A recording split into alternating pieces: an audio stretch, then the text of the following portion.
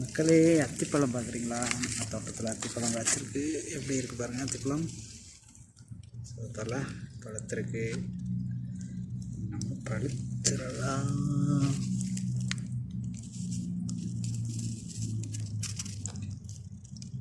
Okay, பழமாயிருச்சு. சூப்பர்ல. இதையும் பறிச்சிடலாம். அதில் பால் வருது பாரு. சூப்பர். இங்கே ஒன்று இருந்துச்சு பழம், அதை பறிச்சிடலாம்.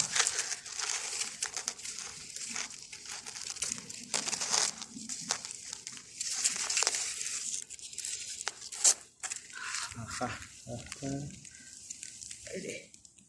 3 பழம். எவ்வளோ காய் நிற்கிது பார்த்தீங்களா? பழம் பழம் சூப்பர்ல.